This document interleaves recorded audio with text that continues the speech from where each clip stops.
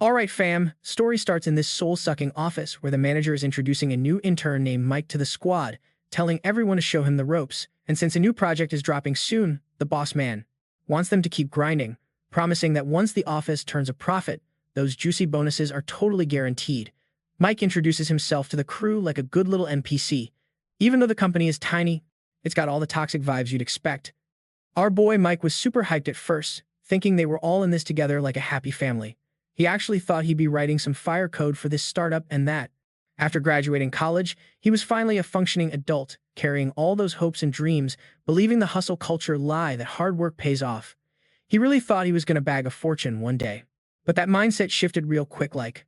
1 week later, when Mike realized he was basically just a corporate slave in flesh and blood, forced to obey orders with zero creative freedom, he was cranking out lines of code like a robot, getting absolutely crushed by reality and despair, now fully convinced that his grind was getting him nowhere. No matter how hard he worked, he was stuck in the broke lane forever.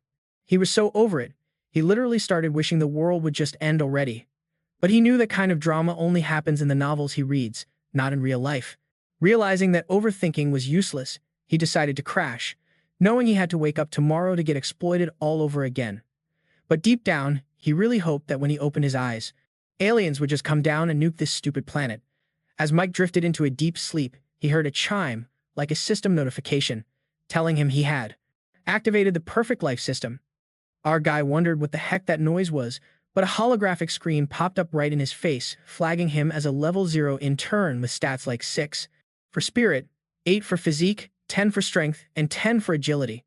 The system welcomed him to the perfect life, promising he could experience countless perfect lives and become filthy rich. Watching this go down felt like a fevered dream. And now Mike was confident he could achieve anything because, honestly, this wasn't even that shocking for a hardcore Manhwa reader. He figured he could just ignore the overtime and the bosses, thinking he was finally free, posing like a supervillain with that ominous blue glow in his eyes. But suddenly, a massive explosion rocked the street outside, smashing into people and cars. Mike slapped his glasses back on, wondering what in the world was happening, and looked out to see a gas pipeline had blown up. But here's the kicker, after seeing people get injured by the blast, they all started acting super weird and turned straight into zombies. Instead of lying there, they were now causing absolute chaos. Seeing this, Mike was shook to his core, quickly yanking the curtains shut and turning back to the system, trying to remember what it called itself. The interface repeated that it was the perfect life system. Hearing that, Mike started screaming, wondering if the system was trolling him because outside was clearly the literal apocalypse. But before Mike could finish venting his rage, someone started banging on the door like crazy. When he turned around, he saw a woman pounding on the door to get in. From the back, she looked absolutely stunning, and he recognized her as the niece of the boss next door, though he had totally blanked on her name. He had shared an elevator with her once and thought she was a total baddie. But when Mike got closer, he saw that the beautiful girl was now a full-blown zombie. He was about to pretend he didn't see anything. But right then, a system notification popped up with a bizarre item, claiming that a perfect day starts with flirting and that he had to go chat up the beauty, standing outside for a perfect romantic encounter, with a reward of 1 attribute point and a romantic partner in this brave new world. Mike was laughing and panicking at the same time, knowing the system was dead serious since this was an official quest. He scrambled around the room looking for food and water, realizing the office was useless for supplies, so hiding in there wasn't a survival strategy. Since the system gave him a mission, he had to go out anyway. So he decided to test the waters right now, even though he really didn't want to. He gripped the door handle and swung it open, startling the zombie who was trying to kick the door down. The zombie girl flopped onto the floor, screaming from the injuries she had sustained. But surprise, surprise, she saw our boy introducing himself as Mike from the tech company, wondering if they could be friends, and he even dropped a pickup line saying if she didn't answer, he'd take that as a yes. But before the zombie lady could even groan, Mike spun around and slammed the door shut, startling her again. Even a zombie has feelings apparently, because she got insanely triggered and started bashing the door in a rage, probably wondering if she just got rejected. Inside, Mike wondered if that stunt actually counted as flirting. The system immediately popped up, roasting him, saying that was the worst riz it had ever seen and even a noob could do better. Because as a gentleman, Mike was way too rude to the lady. Although the mission was technically complete, the rating was trash. Mike cursed at the system, saying he didn't know there was a grading scale for quests. But then the next page loaded, and the system reported he received 1 attribute point and 10 affection points from Miss Chloe. He couldn't believe her name was actually Chloe. But that didn't matter, because no matter how hot she used to be, she was just a zombie now. And what does affection even mean to a zombie? But a light bulb went off in Mike's head as he wondered if high affection meant zombies wouldn't attack. The system countered, telling Mike that high affection makes the target want to get closer to him, even more, and at a certain level, they would obey him and even be willing to marry him. That's when Mike realized this system was kinda useless, because if zombies wanted to get closer to him, they'd just bite him faster, which isn't exactly helpful. But the last part was key because he realized that after maxing out affection, he could control the zombie horde and potentially get a zombie girlfriend. Mike was annoyed there was no tutorial for this stuff, but he decided to figure it out himself, posing like a villain and taking off his glasses, demanding the system dump that new point into strength, embracing his villain arc. When the points were added successfully, Mike felt a surge of new energy inside his body and snapped his glasses in half just to test his grip. The scene shifts to outside the office building, where we see everyone has turned into zombies. We know that in the apocalypse, stats like spirit, physique, strength, and agility are crucial. But for Mike, right now, raw strength is king. We see Mike still scavenging for supplies, knowing that after the strength buff, he could feel an indescribable power flowing through his veins. But the office was low on snacks, and without backup from the outside, he knew he was cooked sooner or later. All he had right now were a few Cokes and a bag of chips. Suddenly, he got a trigger mission to clock in for work. The system told him a perfect life starts with getting a promotion, a raise. Since it was already 7:13 in the morning, he had 17 minutes left before the daily attendance deadline. The system wanted Mike to clock in at exactly 7:30 because employees who are on time get blessed by the goddess of luck and fortune will smile upon them. The mission reward would be 5 points, and Mike's boss would pay special attention to him with career opportunities like meeting or bumping into high-level executives. But behind Mike, Chloe was still using every ounce of strength to bang on that door. He knew that. The time clock is tantalizingly close, right outside the door, but to secure that paycheck, our boy has to get past the level boss, Chloe. The thirst, or rather, the hunger this lady has for our main character seems to be getting way more intense, because she keeps banging on the door like she's the FBI. Right then, a system notification pops up to remind him that his daily grind isn't over, he still needs to clock in. Oh, and there's a spicy optional side quest, Flirt with the undead hottie. Apparently, his last attempt was such a train wreck that the system is giving him a pity shot at redemption if he can pull off a miracle. But Homeboy knows he's only got one shot, one opportunity, and Ming realizes he can kill 2 birds with 1 stone. He spots some offer paper, glossy photo prints, and a roll of tape, then has a big brain moment. The scariest thing about these shambling meat bags isn't their teeth, it's the infection rate. As long as Ming doesn't get scratched by Chloe's manicure, he's golden. So, he grabs a pair of scissors and MacGyvers a totally bizarre-looking suit of armor out of stacks of printing paper. He even tapes his scissor blade to a stick to make a DIY spear. At this point, he's fully aware that this so-called perfect life system isn't going to hand him a perfect life unless he grinds for it himself. So, moving slow and steady, he cracks the door open. The second he steps out, he sees an entire mosh pit of walking corpses, sprinting straight for his jugular. While fending off the zombie horde, he shoots his shot with Chloe again, asking if she's down for a date, even though he's broke with no house and no whip. But Ming promises he's ready to hustle, and if she says yes, they can split the mortgage payments. This dude just doesn't know when to shut up. He even tells the lady he's ready to treat her to dinner, specifically because it's Thursday and there's a huge discount coupon available. Ming even throws out some cringe-worthy pickup lines, thinking it might farm him a few extra relationship points.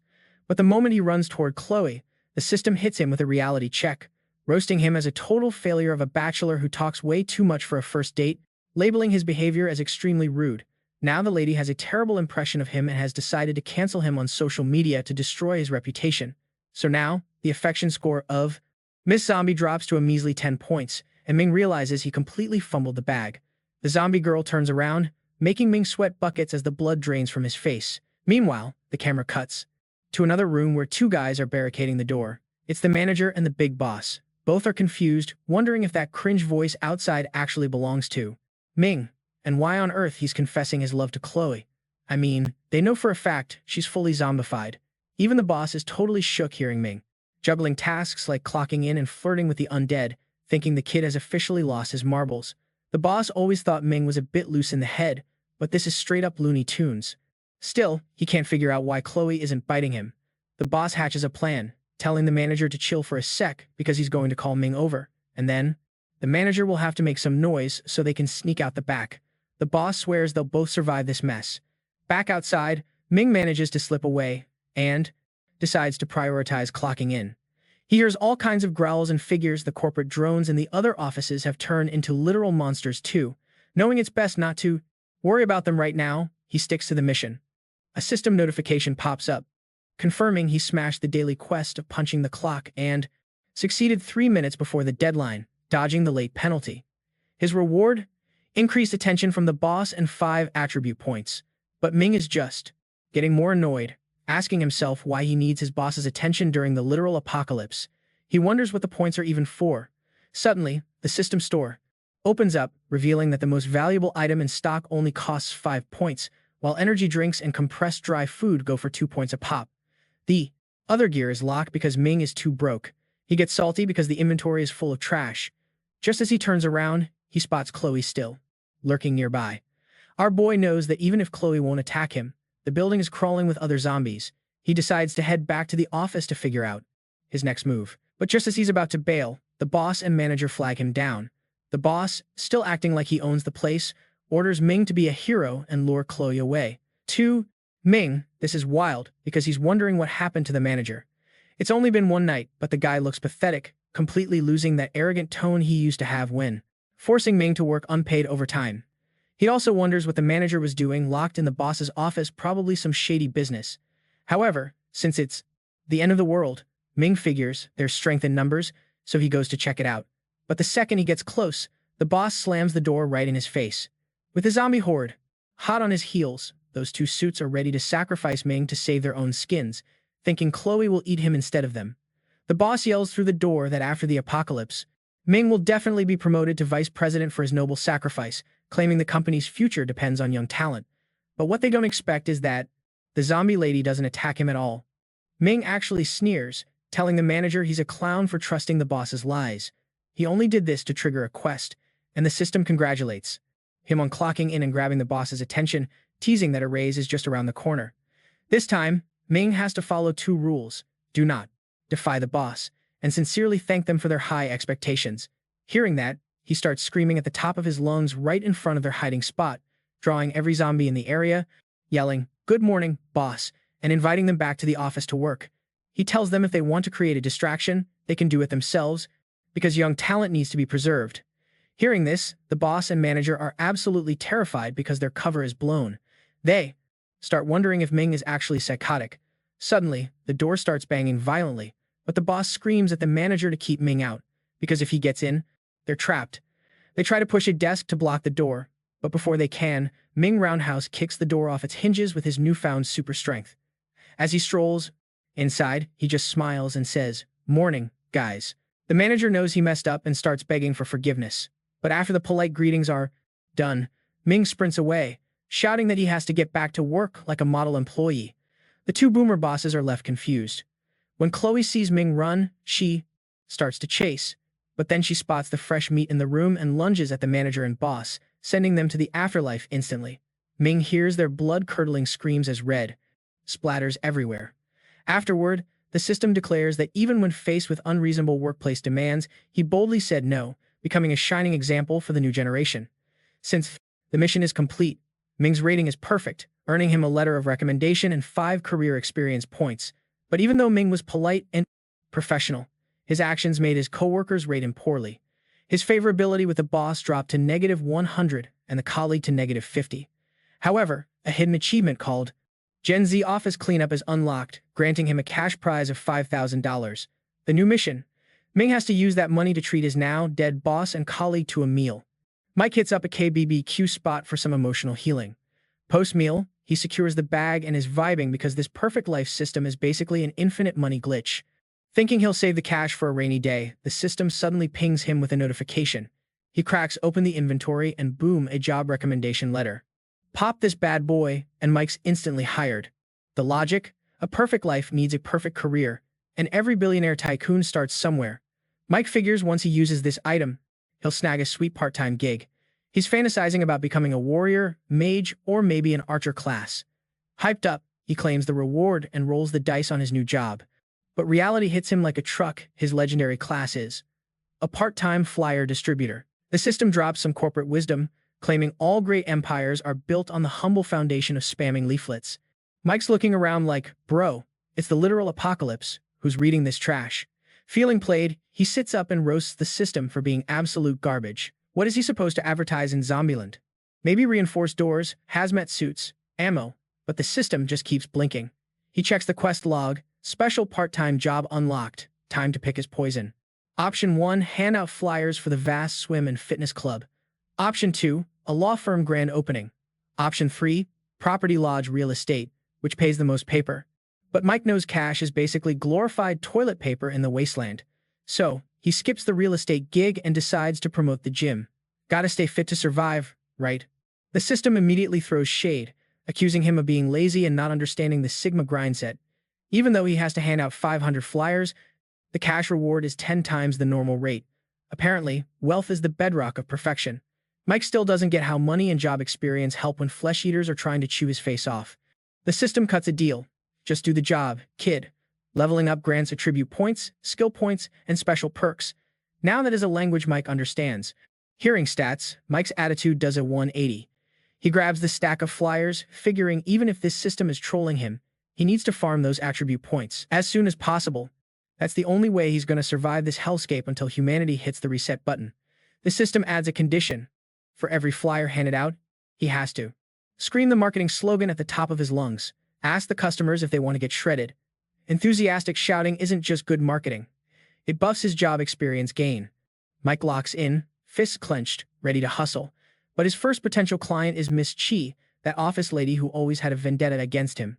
He tries to flag her down, but the zombie just books it. Mike's confused. If she had any brain cells left, she'd see he's just a hardworking young professional spreading positive vibes. Guess she's still judgy in the afterlife. We cut to Mike catching up to her. It's an office reunion. The manager, a random staffer, and Miss Chi are all chilling in a room. They all stare at him. Mike just smirks, telling the manager, "Hey old man, you can't hate on me anymore, even with all that unpaid overtime I pulled for you." But business comes first. Mike whips out 3 flyers and hits them with a pitch. Yo, have you guys considered a membership to the vast swim and fitness club? Grand opening sale. Sign up now for 10 billion free bonus points. The zombies are stunned into silence, watching the flyers float toward them like confused NPCs. A notification pops up. Polite tone and friendly smile verified. Good job. But then Mike drops the flyers at their feet. Oops. Major party foul. The system demands he fix his attitude or lose quest points. Mike's annoyed, but he's a slave to the algorithm, so he sighs and complies. He steps closer to the undead squad, asking why they're so toxic. You guys dead and still can't get into heaven? Is your karma score that low? Mike explains he's offering them a path to redemption. He looks at the manager who's missing half his body and says, "Well, boss, you might struggle with a leg press." Then he bursts out laughing. "Since you're just a torso, maybe stick to mopping the floors." Savage. We cut away to someone scrolling through social media on a smartphone. It's a survivor girl trapped in an office, reading 6-day-old news, telling people to shelter in place and avoid, well, everything. She's terrified, wondering what happened to reality. Why did everyone turn into monsters? Is this the actual apocalypse? The news said it was just overseas and contained to the peninsula. But clearly, that was a lie. Infection spread faster than a viral TikTok. Now she's wondering if a hero is coming to save her. Suddenly, the main door creaks open. She clamps a hand over her mouth to stay quiet. But it's just Mike's voice, casually asking zombies about their cardio routine. He's out there hustling to finish his flyer quota. He hears a noise from her room and shouts through the door, "Hey, anyone in there looking to get Beachbody ready?" He has no clue she's alive. The zombies lunge at him, and Mike's like, "Whoa, easy there. Don't be too eager. I've got plenty of flyers for everyone."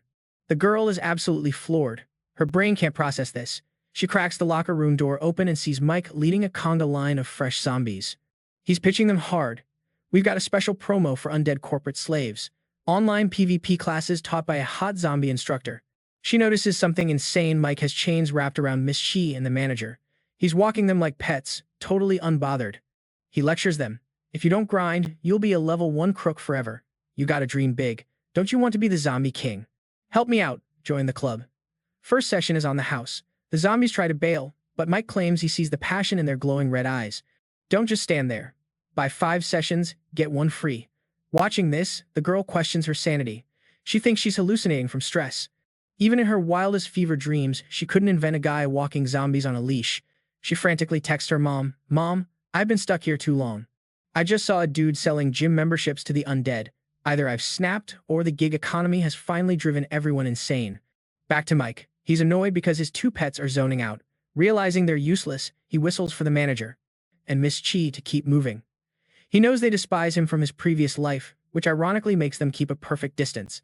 Mike's basically using them as scout dogs to slow down the other mobs in the building. In gaming terms, he's mastering the art of positioning. Cut to later. Mike returns to base after passing out a stack of paper. He's moved over 200 units, but still has half the inventory left. He decides to take 5. To kill time, he pops open the HUD and sees his flyer distribution skill is ready for an upgrade from level 0. He gets that button. To level up this dead-end gig, he smashed that OK button. The system was like, "Yo, if you want to represent the flyer life, you gotta grind through rain, sleet, or apocalypse." Thanks to that, he unlocked a mind of steel and a body built like a tank. Weather can't touch him now. Plus, he snagged a sweet movement speed buff. Since slinging flyers takes street smarts, he got boosted 0.5 agility, 0.5 physique, 1 point to spirit, and a new job skill called Vibe Check. Bro was shook. Vibe Check? What is this? TikTok. He popped open his status menu to see what kind of stat boost this actually was. Mike finally clocked it. It's basically a scout ability. Now he can peep the main job class and current level of anyone he targets. But here's the catch. If the enemy is way higher level, it's a no-go. Mike sighed, realizing Vibe Check was just a clickbait name for basic recon. Still, Mike was hyped about the power-up. Then he looked down, total chaos, fires everywhere, and rescue choppers swooping in like an action movie. But the zombies were swatting them down like flies. Mike scoped out the street. It was crawling with undead. Must be 2,000 or 3,000 of those freaks down there. Probably another 200 creeps inside the building. While munching on some looted snacks, he did the math. Plenty of zombies here to hit his flyer distribution quota. Why trek downstairs? Work smarter, not harder, right? He immediately triggered Vibe Check. The manager's affinity was still negative 100. Mike scratched his head. Why is this dude such a hater? I've been the employee of the month. He drags them everywhere, and they're still salty. Total buzzkill. Mike decided to hand them some flyers anyway. Then, asterisk Bing times lightbulb moment. Keeping a straight face, he asked Chloe and the manager if they were into CrossFit or swimming. Since we're fam, I'll toss in an extra 20% discount. Not buying? Then get ready for the bone-breaking special promo. Right on cue, the one-legged zombie lunged at him. Mike noticed the zombie hesitated. Affinity was only negative 50, but it attacked anyway. Too bad. Mike deleted him with his DIY spear. He tucked a flyer into the corpse's pocket. Can't be littering, folks. But when he scanned the other zombies outside, he got 0 data. Glitch much? Guess they aren't part of the quest. Since Chloe and the manager have levels, that means there are definitely high-tier monsters waiting outside. Mike approached the zombie girl like, "Yo, why is the world tripping today?" She straight up ignored him and ran off. Rude. Mike was heartbroken. "I clocked in on time.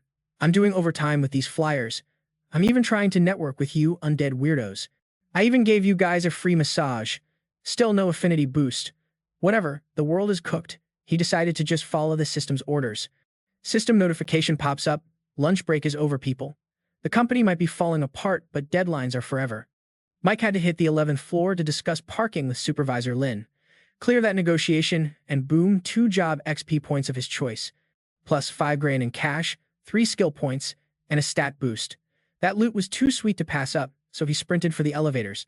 We see him dragging the manager along. "Listen, I'm shy," Mike claimed. "I can't face that Karen supervisor by myself." So he brought Chloe and the manager for moral support. Just some wholesome team building, right? Nothing suspicious here. They hit the stairs. The zombie duo charged ahead, hungry for flesh. Mike was beaming. Look at that hustle. Never backing down. Actually, they just wanted to eat times him asterisk, but whatever. The 11th floor was a total buffet, zombies chowing down on anyone with a pulse. Mike was feeling himself. He ordered his 2 meat shields to clear a path. Queen Chloe took point. She was throwing hands, kicking pervy zombies across the room. A true girl boss. The manager was going ham too, holding nothing back. The zombie mob was stunned. Mike was wrecking them with his spear and new stats.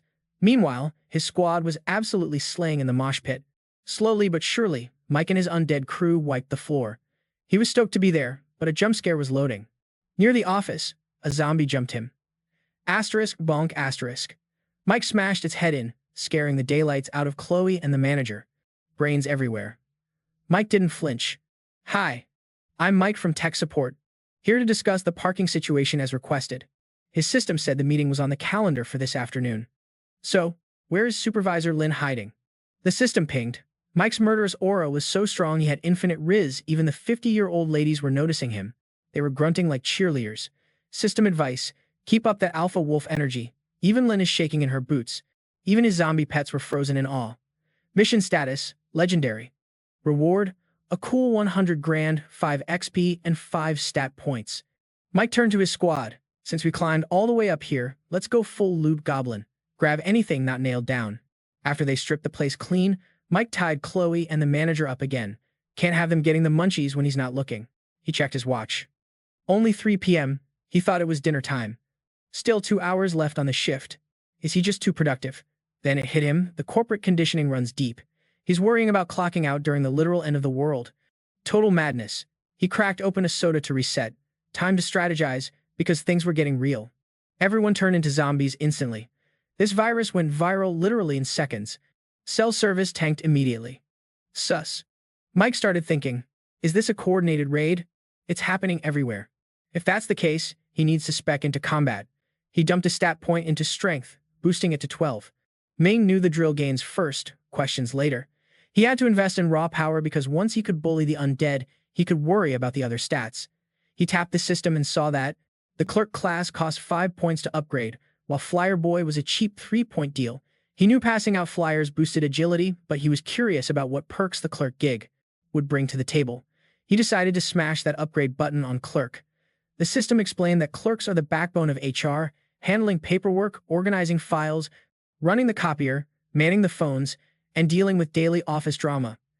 Basically, a level 1 intern gets a buff in spirit and physique just for surviving the 9-to-5 grind. He scored +2 spirit, +0.5 physique, and unlocked a dope skill called quiet quitting. Ming felt that caffeine hit immediately. This new skill, quiet quitting, lets him slack off on the clock without the boss noticing. When the office gets crowded, everyone's attention just magically slides to someone else. It is a passive buff you can toggle manually, and it resets every workday. Ming smirked, thinking about testing this on his 2 favorite undead coworkers. It was going to be hilarious pranking them. Plus, it made looting way safer. But then plot twist, Ming realized he actually has to grind hard to activate the slacking skill. Major bummer. Even after the apocalypse, the hustle culture never dies. Is there no justice in this wasteland? But whatever, he decided to lock in. No matter what news was happening outside, nothing stops the grind. He activated quiet quitting, did his tasks, and finally, the system pinged. Quitting time. He clocked out like a good drone, and thanks to his hard work, he bagged 1,000 credits and a stat point. Ming stretched in his ergonomic chair, feeling totally fried. After punching the clock, he looked at his loot and wondered what to spend it on. The system suggested the gacha wheel 10,000 a pop, with a guaranteed SSR item in the first 10 spins. Ming grilled, bet, and went all in for 10 spins. When the items dropped, he got instant ramen, cherry cola, chips, bottled water, a bougie Armani suit, and a bodyguard talent. Ming paused. What the heck is a bodyguard talent? The system explained, pop this item, and a veteran bodyguard spawns within 3 kilometers, and Ming would get a chance to recruit them. Ming realized this was just a lead on a potential employee, not an instant summon. He would have to hustle for it. Still, he could not snooze on this. Ming stood up to grab a snack, wondering if he should launch a startup based on how this system works, thinking maybe that unlocks new quest lines. While slurping some noodles, he decided, go big or go home. He would pull all-nighters, level up, and be his own CEO. Peak main character energy. Finishing the bowl, Ming leaned back, throwing his feet on the desk like a boss. Suddenly, the system sounded the alarm. Intruder alert. Someone breached the lobby, bypassing the security protocols. The system ordered him to defend corporate assets, promising a sweet bonus. 1 free attribute point, 5 job XP, and 50,000 credits. Ming smirked. This system sees all. Then he slammed the desk, feigning outrage. The office is my home. No randoms are taking my stuff. He was absolutely not letting anyone jack his loot. Cut to the intruders. They slipped in through the fire exit after ditching a horde of zombies distracted by some lady screaming her head off outside. 2 dudes stood there. The bald guy roasted the blonde dude for dropping their loot bag while sprinting. You ran so fast you dropped the snacks, bro. And your buddy, carrying the gear, is gone. They decided to loot the building. The bald guy volunteered to watch the rear coward move and forced blonde dude to take point, threaten him, too. Shaking like a leaf, the blonde guy had no choice since his life was on the line. He pulled a sharp knife and crept up the stairs, but froze halfway. The bald guy asked, "Why'd you stop?" Blonde dude whispered, "I hear footsteps, maybe a walker." Bald guy rolled his eyes. If it was a zombie, it would have rushed down the stairs the second we started yapping. Use your brain. It is probably a survivor. Bald guy figured they should push up and try their luck, maybe. Find some fun. But when blonde dude looked up again, he jumped out of his skin. Ming was standing right there, blocking the path like an NPC. Both intruders freaked. One gripped his knife, the other raised a baseball bat to intimidate him. Who else is up there? Got food? They assumed Ming was just some scrawny pencil pusher. But Ming just hit them with a customer service smile that confused the heck out of them. Did security not inform you this is a private facility? No trespassing allowed. Ming muttered to himself about filing a formal complaint against the property management company. The intruders looked confused, wondering if the upper floors were empty. Ming continued, "Technically, breaking and entering is a felony. Don't make me call the regional manager from the 13th floor to come down here and sort this out." He told them to bounce before they ended up behind bars. The robbers were not scared, just baffled. They thought Ming was LARPing.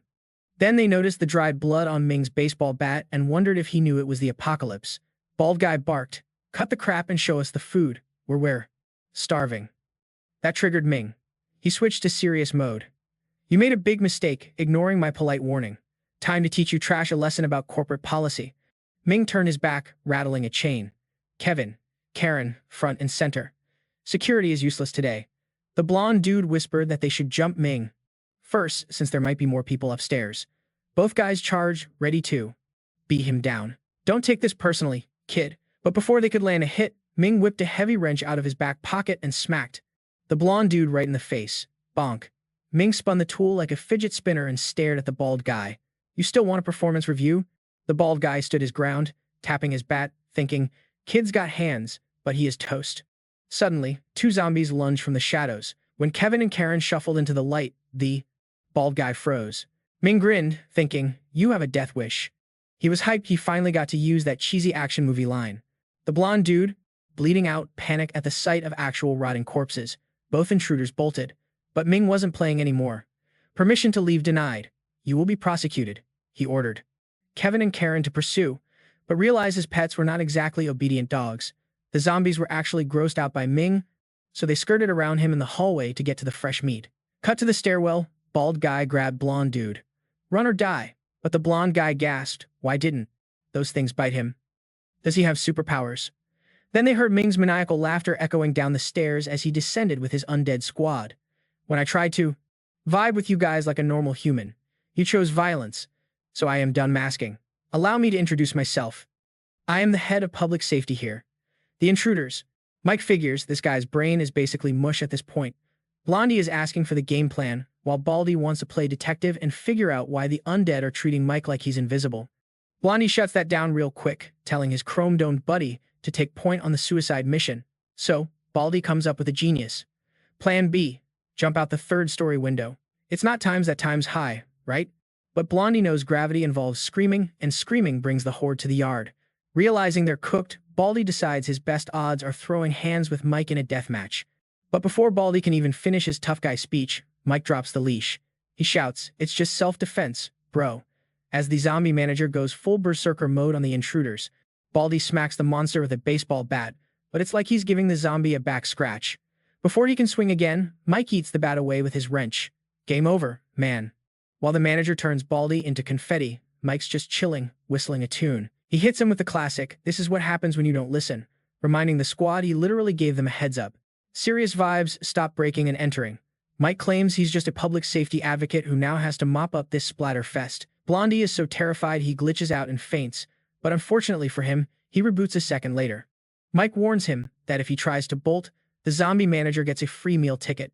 Blondie's standing there, totally shook, realizing he's getting bullied by a dude controlling the undead. It's rough getting extorted by a guy who uses zombies as muscle. Mike strolls over to Baldy's remains, retrieves his trusty wrench, and notes that he's going to need some serious sanitizer after that messy finisher. Still committing to the bit, Mike says he would call an ambulance for the pile of meat on the floor, but instead tells Blondie to dial the cops to report a burglary. Savage. Mike claims he's heading upstairs and his lawyer will handle it in court. Seeing Blondie frozen like a statue, Mike wonders aloud if he wants the VIP treatment Baldy just got. Realizing he's dealing with a total psycho, Blondie starts stuttering. He claims he already dialed 911 and swears he didn't mean to break in, totally throwing his dead buddy under the bus. He swears Baldy was a killer and he was just peer pressured into this mess.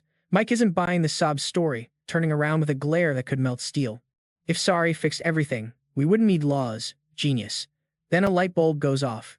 Mike tells Blondie to see himself out because escorting him to the door is too much cardio. The guy looks confused until Mike suggests that Baldy's original plan wasn't half bad. Why not try the express exit out the third-floor window? Odds of survival are non-zero. Cut to Blondie actually taking the leap of faith and hitting the pavement. We don't see if he splattered, because the camera pans back to the office where Mike is inspecting Baldy's leftovers. Seeing the guy is totally wrecked, Mike decides his final wish was probably to party. He tells Miss Cheese to take care of him, since she's a beauty queen in her own special, rotting way. While the manager and Miss Cheese start the buffet on Baldy, Mike stretches his back and heads upstairs. He grabs his stack of flyers, plotting his next move. Thinking about chatting with a lawyer. Suddenly, a system notification pops up. Apparently, letting Miss Cheese snack on an intruder bumped her affinity up by 20 points. Same goes for the manager. The system starts yapping about building personal relationships for a perfect life, but this actually ticks Mike off. He doesn't want his undead minions catching feelings. It makes ordering them around a nightmare. He decides he needs to have a little HR meeting to cool their jets. The last thing he needs is zombie fanboys. But then ping, another notification. The system drops some philosophy about how skyscrapers start from the ground up and the perfect life requires grinding. Basically, be your own boss. Working for the man is for suckers. It's time for a startup. And Mike has to execute. Depending on how big his business gets, he can rake in free XP, skill points, stat boosts, and cold hard cash. It's a long-term quest line. The bigger the corp, the fatter the loot. Mike is totally floored because he was literally times thinking about starting a business, and the system instantly assigned it. He wonders if he could just set up a beef noodle stand on the corner. Or maybe sell egg pancakes. Actually, bad idea. The apocalypse market for pancakes is pretty dead, and zombies have distinct dietary restrictions. He scraps that plan just as another window pops up. It's about Supervisor Lynn on the 12th floor. She still hasn't moved her car. Total disrespect. The system tells Mike his dignity is on the line and he can't let this slide. A perfect life means zero parking disputes. The mission? Destroy the company, fire 60% of the staff, and drive the business into total bankruptcy so it shuts down forever. The payout is 30 XP, 3 attribute points, and a cool $1 million. Mike facepalms. The system scripted this whole hostile takeover. Phase 1 is 2. Reset the manager and Miss Cheese's AI. Phase 2 involves heading upstairs to have a little chat with Lynn and start handing out pink slips. Cut to Mike tanking his zombie's affinity. Back down to 100 by smashing every other zombie in sight with his wrench. His undead besties actually help him out as he hacks and slashes through the horde. Once the slaughter is over, Mike realizes he's fired about a dozen employees. That's enough productivity for one day. The staff in the next room are too high level, so he'll circle back when he grinds some more levels. Mike whistles for his squad and bounces. Camera cuts to the women's restroom, where a survivor girl is looking pale and starving. She's wondering where Mike is, terrified to leave without an escort. Suddenly, it's like the universe answered her prayers. Mike returns, hollering at zombies while passing out flyers like a mall promoter. He's asking the undead if they want to buy luxury condos, join a swim club, or try yoga. He's literally pitching to zombies. Inside the bathroom, the girl listens and starts crying silently. She's confused as hell. Should she open the door? She risks a peek and sees a nightmare scenario. She expects the zombies to be swarming Mike for lunch. Instead, she watches in total shock as he drops them with one hit each, grinning like a total demon. Even his pet zombies are assisting in the beatdown. She's paralyzed. Mike is terrifying. Is he even human? When he turns around, her survival instincts kick in and she slams the door. Mike strolls right up to it and calmly asks through the wood if she's interested in a gym membership or some prime real estate. Mike, now a level 2 boss, stares at the woman while she can't figure out if the guy outside is alive or just a smart zombie. Mike, on the other hand, is pumped. He finally found a living, breathing human, and figures he's about to strike it rich because she looks loaded. Jump cut to the lawyer's office. The girl introduces herself as Samantha, 24 years old, fresh out of a top-tier university. Twist. The interviewer is the same dude Mike beat to a pulp earlier. Samantha is shifting uncomfortably in her seat while she tries to ask a legal question. She can't help peeking at the guy standing nearby with two zombies and a massive aura of "I will end you." Samantha starts thinking Mike must be some kind of dark sorcerer or necromancer. Her heart's pounding, wondering how someone can be this terrifying. She has a brief, traumatic flashback of her mom as she teeters on the edge of a breakdown. But while she's staring at Mike, he suddenly snaps at her, asking why she's gawking like that, like the answer is written on his forehead or something. Ming was ranting loudly, wondering if his college scam was really the best education money could buy. Finally, Samantha spoke up. She spilled the tea to the battered consultant, explaining that her toxic boss had bullied her at work, and when he turned into a literal zombie, he tried to take a chunk out of her. Boom, a system window popped up. First client secured. Ming bagged 10 grand in cash and 2 XP points. The system notified him that he could now hit job level 3, boosting his agility, physique, and strength by 0.5. Ming tweaked out, jumping around like a crackhead right in front of Samantha, scaring her half to death. Then he instantly flipped the switch to chill CEO mode, telling her she did a great job. From now on, she had to report here daily for legal counsel. He casually suggested she check out some local swimming pools or the housing market. To Samantha, this dude was a messiah. He just saved her life and handed her a job. But then Ming pumped the brakes. Yo, you actually paid for the service, right? Samantha froze. The bruised consultant dropped the hammer, explaining that legal advice isn't free. The sign on the counter clearly says $200 an hour. Since she used 30 minutes, she owes the full 200. The lawyer sniffled as he spoke, still hurting from his last beatdown. Samantha nodded furiously. She knew better than to argue with a guy who punches monsters, realizing she had to do whatever Ming said. Ming seized the moment, asking if she wanted to join his crew. He explained that he was launching a startup.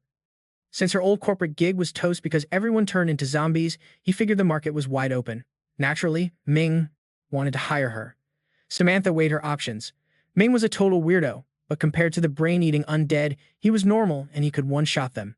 At least he could keep her safe. She bowed 90 degrees, dropping her resume verbally and begging to join the team. Ping. A system notification appeared. It warned Ming that opening a company wasn't just big talk. You need licenses and red tape. But thanks to the system's convenient plot armor, getting a permit was easier than stealing candy from a baby. Ming was granted temporary CEO status and had to file the paperwork within 7 days, or the startup would flop. The system asked for a company name and a staff roster, which currently included Kevin, the tyrant, and the newbie, Samantha. It also dropped a hint: paying fat stacks increases loyalty and makes employees feel right at home. Ming rolled his eyes at the system, demanding HR management during the literal apocalypse. Without skipping a beat, he told Samantha to hustle up to the 4th floor. Starting a business is a grind, Kevin grumbled, wondering when he'd get a break. Ming tossed Samantha an ice-cold cola and announced the brand name, Peace and Order Corp. The name was successfully registered.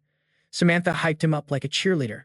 Ming struck a pose like a celebrity, unable to believe his current reality. Life is tough, yet here he is, an undergrad who's been an intern for a week and already owns a profitable empire. He truly felt like he was winning at life. Samantha kept clapping to stroke his ego, knowing that ticking off the boss creates major problems. Suddenly, her stomach betrayed her with a loud growl. Ming pointed at his stash of instant noodles, telling her to knock herself out. That stuff is dirt cheap to restock anyway. This move maxed out Samantha's loyalty stats. She grabbed a spicy noodle bowl and inhaled it like she hadn't eaten in weeks, feeling that warm, fuzzy happiness. Mid-slurp, Ming announced that Samantha was officially the company's secretary. Her main quest involved spreadsheets and paperwork, specifically using the computer to print labor contracts between a tech giant and Peace and Order Corp. Samantha blinked. World ending, and she's doing data entry? Ming leaned in with an innocent face, asking if she was proficient in Excel. Samantha nodded fast, guaranteeing she had the skills. Ming then introduced the rest of the squad. The lady missing half her face is Miss Cheese, and that flathead dude is Kevin. He explained that Miss Cheese used to be a board secretary, and Kevin was a manager. Since their old careers hit a dead end, they joined his firm. Samantha trembled as she realized these coworkers weren't exactly human anymore. Ming casually mentioned they work security at the door so she could focus. However, he warned her that this security team wasn't exactly customer service friendly. He advised her to keep her distance and not get chummy. If you get eaten, that's not on me. The situation was so trippy, Samantha wondered if she had passed out in the bathroom and was hallucinating the whole thing. Ming snapped at her, breaking the trance, asking why she was standing there like a statue instead of eating and working. He noted that even though the desk technically belonged to him, he was letting her use it. Grind hard enough, and you might become the company's first manager. Samantha straightened up like a soldier, promising to work diligently. Ming walked off with a satisfied smirk while Samantha started keyboard smashing. Watching her from a distance, Ming chuckled, thinking this kid had serious potential. Ming explained that Samantha needed to hold down the fort while he hit up the bureau, the bank, and a few other spots to handle paperwork. Since they were now a legitimate LLC, the files had to be clean. They couldn't run this like a shady operation forever. Samantha couldn't fathom why compliance mattered during Doomsday, but Ming ignored her confusion. He added that he'd be gone for a few days because he was recruiting some high-level talent.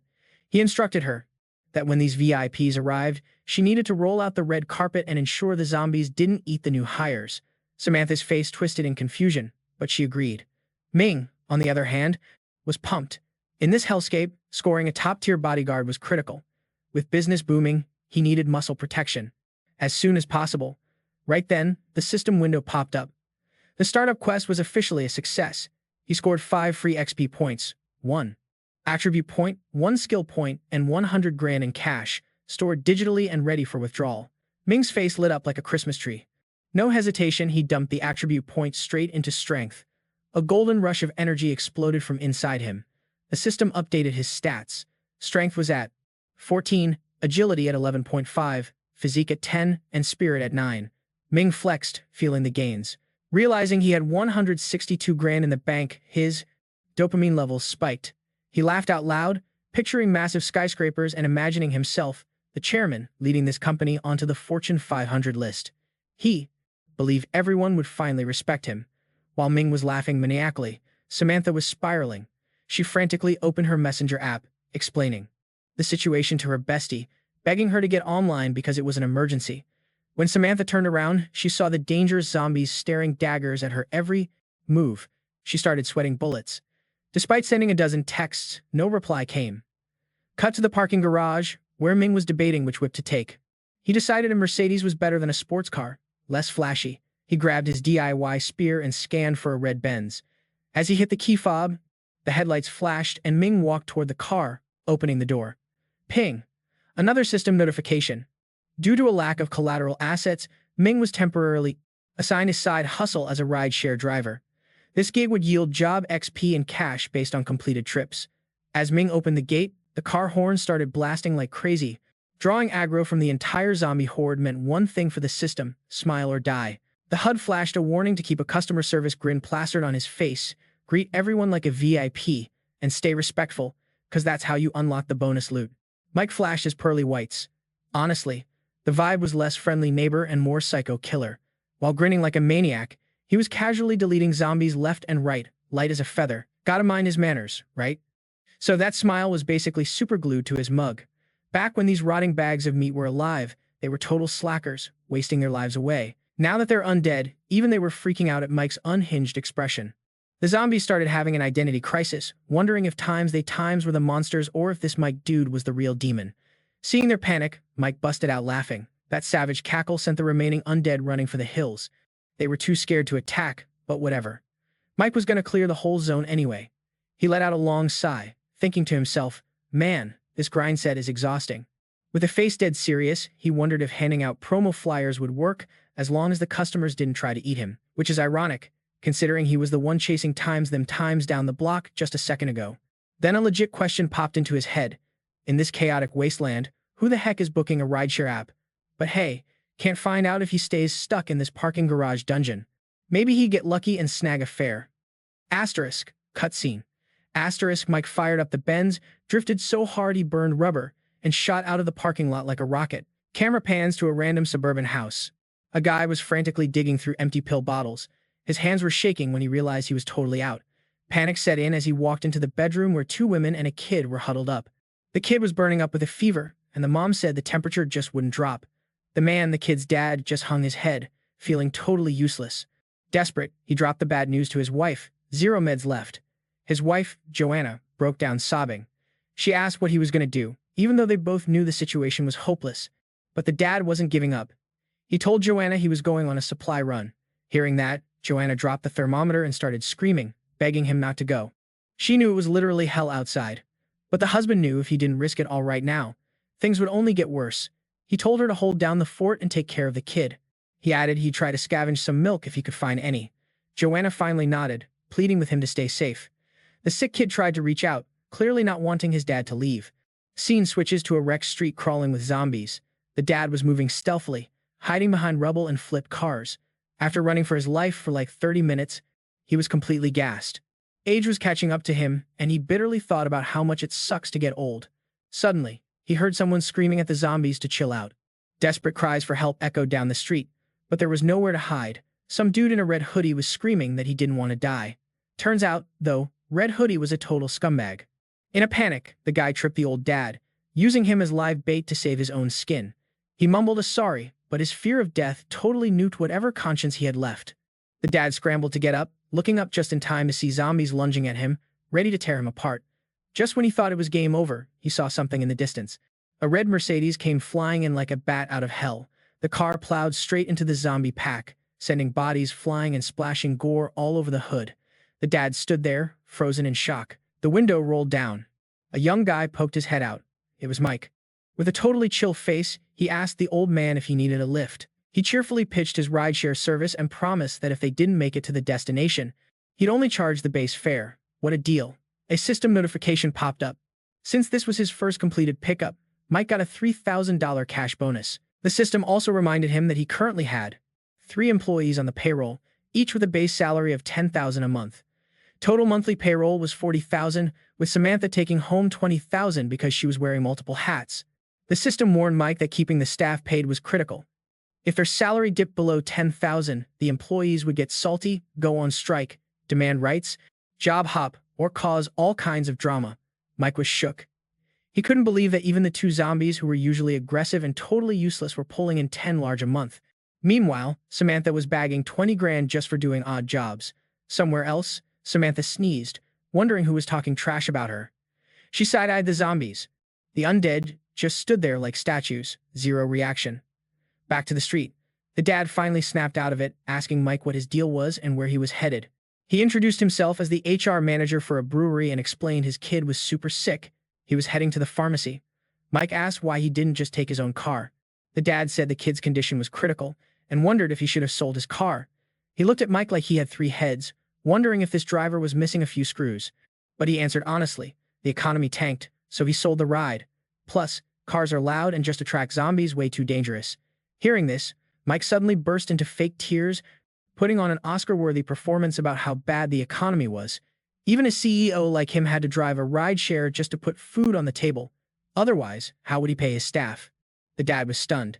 Sensing an opportunity, Mike decided to show his hand. He boldly announced he was the chairman of the Bryan's Harmony and Order Corporation.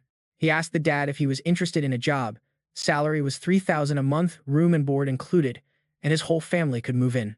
Mike explained it was a legit business and he was actually on his way to register the company. He generously offered to drive the dad to the pharmacy near the admin bureau, since he had to stop by some offices there anyway. The dad quietly came to a conclusion. This driver is totally batcrap crazy. The apocalypse must have fried his brain. But hey, living a miserable life is better than a stupid death. He agreed to work for Mike, shook his hand, but insisted they hit the pharmacy first, since it was nearby. Mike beamed, thrilled to have someone to chat with on the road. The dad, meanwhile, wondered if insanity was contagious. Cut to the next scene. Mike and the dad are cruising in the Benz. Zombies kept throwing themselves at the car like moths to a flame. Mike stayed cool, asking about the dad's kids' school, and if their grades were good. The Benz sped up, crushing every zombie in its path. Mike dropped a casual line. These folks are way too impatient. Standing in the middle of the road like that, they must really want to ride. When the zombies kept chasing, even though the car was full, Mike reached out and punched one so hard its jaw flew off. He yelled at them to quit tailgating because the car only had 2 seats and was fully booked. Catch the next one. This is a rideshare, not a bus, you freeloaders. The dad started questioning reality, thinking Mike must have been out here alone for 3 days and lost his mind. Could the world get any crazier? The dad was clueless about Mike's system and too stressed to care because Mike was driving like a maniac. Traffic laws were history, and the dad kept bouncing off the window like a pinball. Suddenly, Mike slammed on the brakes, burning rubber. The dad's face became best friends with the dashboard again. Confused, he looked over and saw Mike calmly lighting a cigarette. Then he realized something impossible. Mike stopped for a red light. It's the end of the world, and this guy is obeying traffic signals. The engine noise attracted a swarm of zombies who started banging on the doors, demanding entry. Smash! Glass goes flying everywhere. Ming clicks his tongue, complaining that zombies these days have zero chill. The manager in the passenger seat is sweating bullets, screaming at Ming to peel out immediately. If the horde gets inside, it's game over. It's the literal apocalypse, so traffic lights shouldn't matter, right? Wrong. Ming calmly lectures him that blowing a red light means 6 points off the license and a $200 fine. The manager is totally flabbergasted. He starts wondering if he glitched into some weird fantasy RPG where the DMV still exists. He's rethinking every life choice that led him into this car, especially since his fam is still in danger. The second the light flips from red to yellow, Ming stomps the gas. The Benz launches, escaping the circle and turning those undead freaks into roadkill. Splat. Even the manager has to admit Ming's driving skills are absolutely cracked.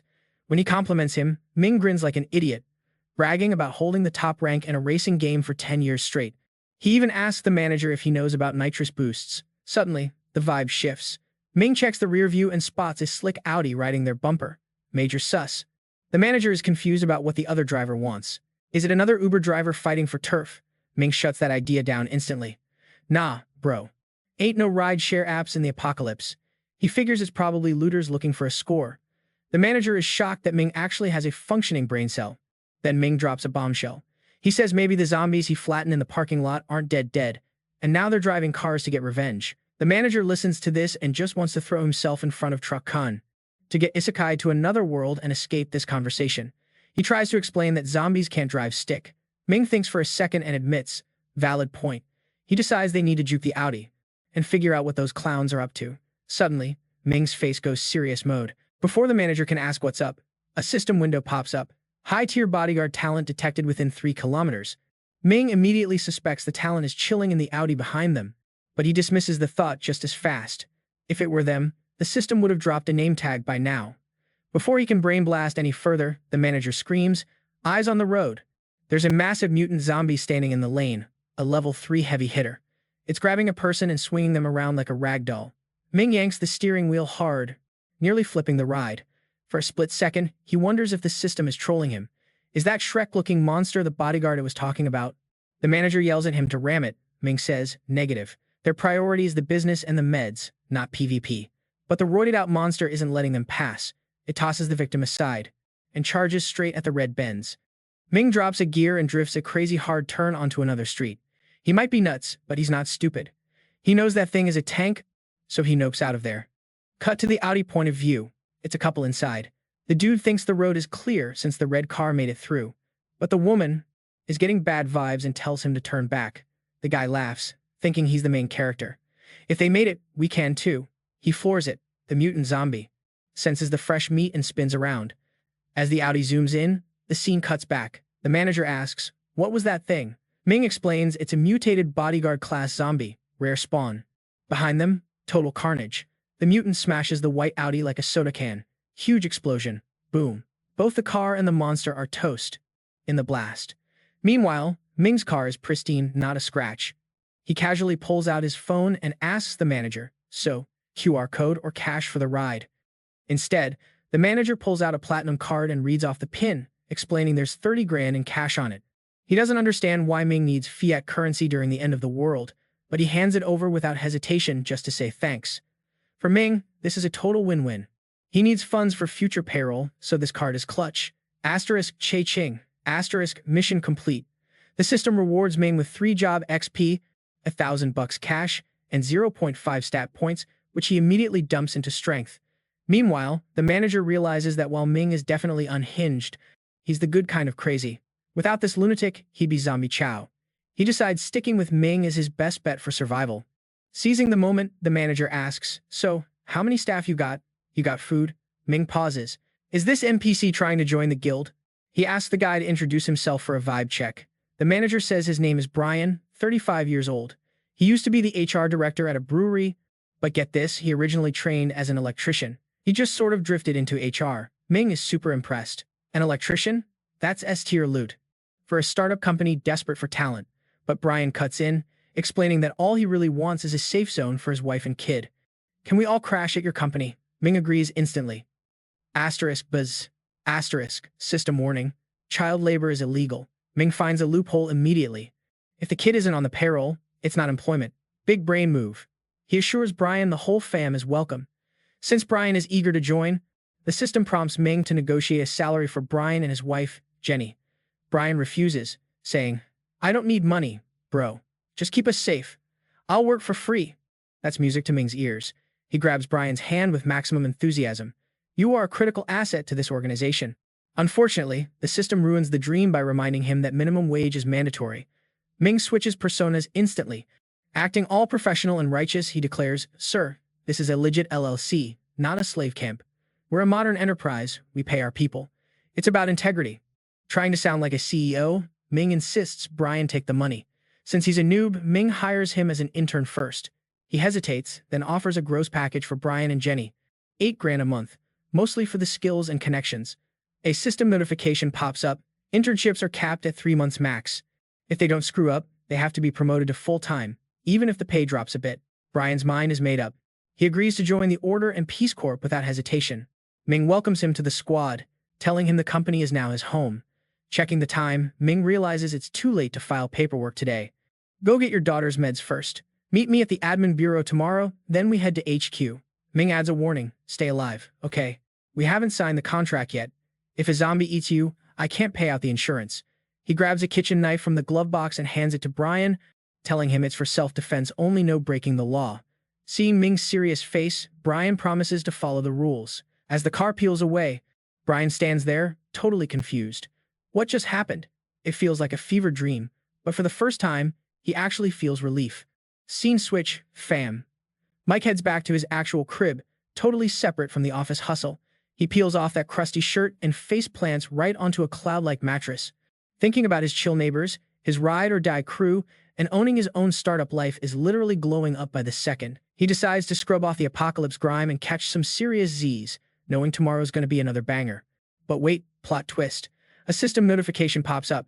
It tells him a perfect life starts with perfect sleep hygiene. After 3 days of straight grinding, a hot shower and some shut-eye are the cheat codes for full HP recovery. Mike grins. Getting rewards just for crashing? Is this real life? Right then, he realizes his life is actually becoming perfect on every single level. Don't forget to like and subscribe if you want that luck. Flash forward 48 hours after the legal boring stuff is done. Mike's ready to head back to HQ, whipping that cherry red ride through the absolute wasteland streets. Inside the whip, it's Mike and Brian chilling. Brian's on Uber duty while Mike's doom scrolling. He notices a bunch of survivor groups actually getting their act together, forming legit rescue squads with rankings and everything. Everywhere you look, people are reorganizing to deal with the end of the world. But despite the progress, Mike's got that weird feeling in his gut. Sus vibes only. He can't put a finger on it, but the anxiety is creeping in. Suddenly, ping. He senses a special talent nearby. Mike leans out the window, squints, and spots something that makes him go hole up. It's that beefy mutant goblin thing and some hybrid freaks chilling around a totaled car. And not just any car. Mike recognizes that Audi immediately. It's the same creeper who tailgated him earlier. Mike tells Brian to hit the brakes. Brian stops instantly, even though they're basically parking in front of a zombie mosh pit. He's wondering what kind of 4D chess his boss is playing, but decides to trust the process. Hey, as long as the check clears, right? Mike steps out, sizing up the undead squad and the mutant. Brian stays quiet, absolutely speechless. Then, Mike pulls out a comically large red axe, wondering if that mutant is just loitering on the job. In a blink, Mike moves with insane speed, like glitch in the Matrix fast. He rushes the zombie crowd, chopping them into confetti before they can even aggro on him. It's a total splash zone out there. Brian's jaw hits the floor seeing Mike's hidden gains. Dude is shredded. After deleting the trash mobs, Mike walks up to the mutant and casually asks how much cash it made today. Savage. The zombie gives him the silent treatment. Mike figures this strength-type mutant wasn't looking for a gig, probably just got wrecked in a car accident. But something's bugging him. Why isn't it dead yet? He notices the mutant's leg is slowly regenerating. Mike wonders if all these rot brains have Wolverine-style healing factors now. The mutant growls and tries to take a bite, but Mike ruthlessly slams the axe into it, telling it to chill because he's trying to think. Yeah, Mike is now 100% sure this thing is built different. He starts debating if he should unalive it and dissect the body for some proper zombie science. Meanwhile, Brian is watching this horror show like it's a car crash he can't look away from. Even though he knows his boss is mentally unhinged, Brian realizes Mike is actually a beast when things go south and surprisingly cares about his employees. Mike starts slicing off parts of the mutant, inspecting them like he's at a deli counter, then tossing them when they don't explain the healing. Finally, he smashes the zombie's skull. It's so gnarly we'd get demonetized if I described it. Brian finally pipes up, asking if this is, illegal. Are they breaking the Geneva Convention? Mike calmly explains that the pile of mush in front of them isn't human anymore. It's a zombie, Brian. There are no laws protecting walking corpses. He flashes a smile that's straight up diabolical. Still, Mike feels something is off about this strength-type mutant. He reasons that this is strictly scientific research, not just satisfying some violent urge. Studying it now means they can delete these things faster in the future. Big brain energy. He grabs his trusty sledgehammer and completely obliterates the zombie. Once the head is pure salsa, Mike spots something shiny inside. A zombie crystal. Mike wonders if this is one of those cliché plot devices where eating it gives you superpowers. Brian asks what the heck it's for. Before explaining, Mike asks Brian for some wet wipes. After polishing the crystal, Mike pockets it. He decides to head back to HQ and find a nerd to study it. As the CEO, his job is to lead, not to do the grunt work. Delegate, delegate, delegate. Scene switch. Mike and Brian are standing outside the office building. Mike grins, looking up at the massive structure like a proud papa. First mission, flawless victory. This trip wasn't just for the boring registration paperwork. He also snagged 3 tech wizards and a senior advisor. They all start tomorrow, creating 4 new jobs in this post-apocalyptic economy. Mike thinks this proves he runs a company with heart. Brian, however, is questioning if he's crazy for actually wanting this job in a zombie-infested world. He wonders if his sanity bar is dropping too low. Who actually looks forward to a 9-to-5 during the end of days. Mike tells Brian the company needs weekly reports. These need to cover everything from their field trips. He asks Brian, "Bro, do you even know how to write a report?" Brian agrees instantly, hyping Mike up for having a true businessman mindset.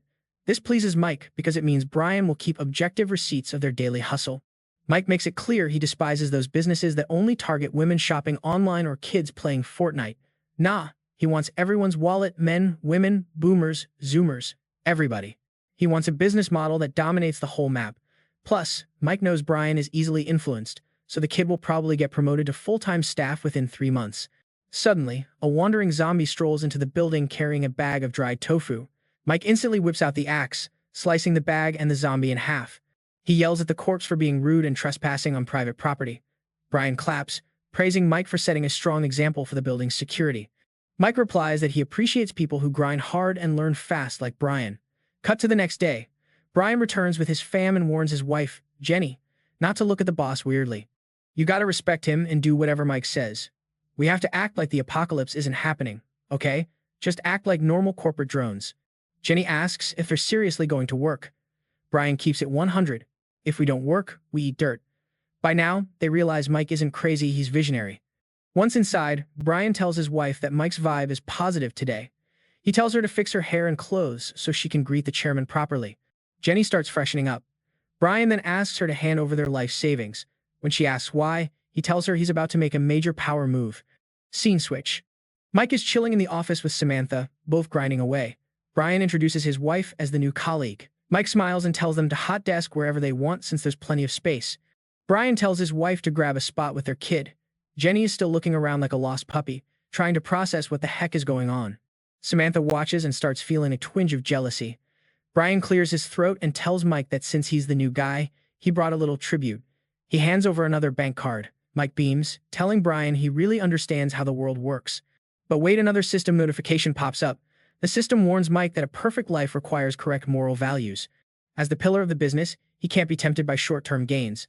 The system demands he publicly roast any employee trying to use backdoor tactics to maintain discipline. The system started tripping, warning me that sketchy office politics were a no-go. It was straight up saying if I took a bribe, my chairman rating would crash harder than crypto, and I'd fail the mission. The AI sounded dead serious, like a principal on a power trip. Even Mike was thinking, bro, the world ended. Why are we worrying about HR violations? But then he flipped the switch. He turned to Brian and went full rage mode, roasting him for even thinking about pulling a stunt like that. Mike hit him with the classic "I'm not mad, just disappointed" line. Brian realized his little bribe was an epic fail. He started apologizing profusely, promising to do some serious soul-searching and act right. Mike vibed with the apology but gave him a final warning: 1 strike and you're out. Meanwhile, Samantha was watching this drama unfold and finally decided this company might actually be the real deal, not just some roleplay nonsense. Brian immediately tried to secure the bag, asking to become a full-time employee. Mike dropped some CEO wisdom, telling him if he grinds hard and brings value to the squad, the promotion is his. But he gotta commit with 100% loyalty. Low-key, Mike was surprised Brian wanted to lock in a permanent contract after just 2 days. He thought the guy had ambition, but was maybe a little too delusional for his own good. Mike told Samantha to print 2 contracts so they could make it official. Samantha tried to clap back, saying the power was out so she hadn't finished. Mike wasn't having it and immediately started roasting her work ethic. He told her to grab a pen and write it out old-school style. Then he threw shade, asking if her fancy Ivy League college degree taught her how to solve problems or just how to make excuses. Deciding that $20,000 a month was way too generous for this performance, Mike slashed her salary down to $10,000. Samantha didn't even argue. She just took the L and admitted she needed to step up her game. She rounded everyone up and marched them into the conference room. Mike ordered her to handwrite contracts for the whole crew too, Miss Chi, Kevin, Jason, and the newbies, Jack and Lee. Samantha got to work without a peep. The system pinged Mike, confirming the paperwork was done and the company was officially open for business. Now it was time to host the first all-hands meeting. The goal was to restructure the org chart and appoint a CEO or VP so Mike could chill. From here on out, he'd just make the big decisions and live that passive income lifestyle. The era of money making money was almost here. Real bosses don't sit in a cubicle 9 to 5, right? A new quest popped up, host staff meeting. The loot was sweet 50 chairman XP and 10 free attribute points.